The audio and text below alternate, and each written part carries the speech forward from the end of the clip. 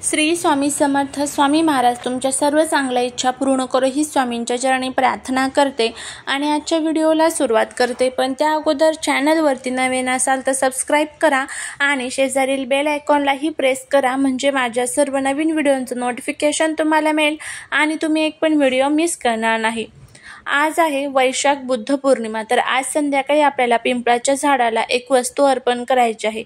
बघा, आपल्या घरामध्ये जो काही पितृदोष असतो तर त्यामुळे काय होतं की आपल्या घराची कुठेतरी प्रगती थांबून जात असते आणि पिंपळाच्या झाडाची जर आपण सेवा केली तर जी धनाची देवी माता लक्ष्मी असते तर पिंपळाच्या झाडावरती पौर्णिमेच्या दिवशी, अमावस्येच्या दिवशी, शनिवारच्या दिवशी निवास करत असतात भगवान विष्णूंसोबत. त्यामुळे ज्यावेळेस आपण पिंपळाच्या झाडाची सेवा करतो तर साक्षात माता लक्ष्मीची आणि भगवान विष्णूंची सेवा केल्याची कृपा, त्यांचा आशीर्वाद हा आपल्याला मिळत असतो आणि आपल्यावरती जे काही कर्ज असेल, ज्या काही अडचणी असतील, दुःख असतील तर त्या दूर होण्यासाठी मदत होत असते. तर आपल्या जीवनामध्ये जे काही अडचणी आहेत तर त्या दूर व्हाव्या, घरामध्ये जो काही पितृदोष आहे, वास्तुदोष आहे, नकारात्मकता आहे तर ती संपावी, यासाठीच आपल्याला हा जो आजचा उपाय आहे तो करायचा आहे. आता हा उपाय कशा पद्धतीने करायचा याबद्दलची संपूर्ण माहिती आपण घेऊया. तर सर्वात प्रथम आज घरामध्ये तुम्हाला काही सेवा करायच्या आहेत, संध्याकाळपर्यंत तुम्ही करू शकता. तर काय करायचं आहे, विष्णू सहस्रनाम, लक्ष्मी गायत्री मंत्र, विष्णू गायत्री मंत्र, कुबेर मंत्र, त्याचबरोबर घरामध्ये आज व्यंकटेश स्तोत्रमचं पठण, महालक्ष्मी अष्टकमचं पठण, श्री सूक्तमचं पठण, या सर्व सेवा घरामध्ये करा. खूप खूप प्रभावी सेवा आहेत, याने अनेक चांगले फायदे हे आपल्याला होतात. त्यानंतर आता तुमच्या आजूबाजूला जिथे कुठे पिंपळाचं झाड असेल तर तिथे तुम्हाला संध्याकाळी जायचं आहे.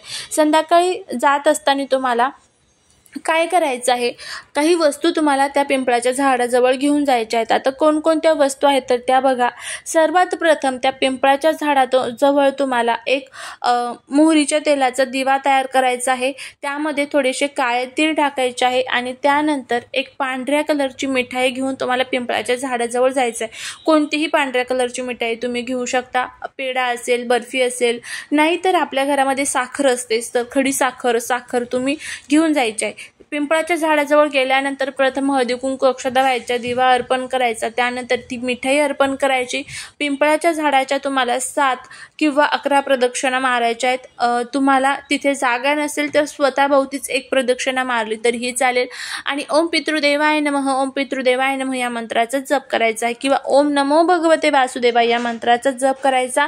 त्यानंतर माता लक्ष्मीला प्रार्थना करायची आहे की मी इथे तुझ्यासाठी आलेली आहे किंवा आलेलो आहे, तर माझ्यासोबत तू माझ्या घरी चला आणि कायमस्वरूपी तू माझ्या घरामध्ये निवास कर. तर अशी प्रार्थना आपल्याला माता लक्ष्मीला करायची आहे. तर अशा पद्धतीने आपल्याला हा शुद्ध वैशाख बुद्ध पौर्णिमेचा जो उपाय आहे तर तो करायचा आहे. बुद्ध पौर्णिमा ही खूप महत्त्वाची मानली जाते आणि त्यातल्या त्यात आज बघा खूप छान छान योग तयार झालेले आहेत. बुधादित्य योग, शुक्रादित्य योग, त्याचबरोबर गजकेशरी योग, सर्वार्थी सिद्धी योग, अशा वेगवेगळ्या योगांमध्ये ज्यावेळेस आपण हे उपाय, हे सेवा करतो त्याचे अनेक चांगले फायदे हे आपल्याला होत असतात. तर त्यामुळे तुम्ही हा उपाय आवर्जून करा. तुमच्या आजूबाजूला जिथे कुठे पिंपळाचं झाड असेल तिथे जाऊन तुम्ही हा उपाय करा. नक्कीच तुम्हाला या उपायाचा फायदा होईल. झालेली सेवा ही महाराजांच्या चरणी रुजू करते. हा व्हिडिओ तुम्हाला जर आवडला असेल तर तुमच्या फ्रेंड्स बरोबर, फॅमिली बरोबर नक्की आवर्जून शेअर करा, जेणेकरून त्यांच्या घरामध्ये जर या काही दोष, नकारात्मकता, वास्तुदोष, पितृदोष असेल तर त्या सर्व अडचणीमधून त्यांची सुटका होईल आणि त्याचबरोबर भगवान विष्णू आणि माता लक्ष्मीची सुद्धा कृपा त्यांच्यावरती होईल.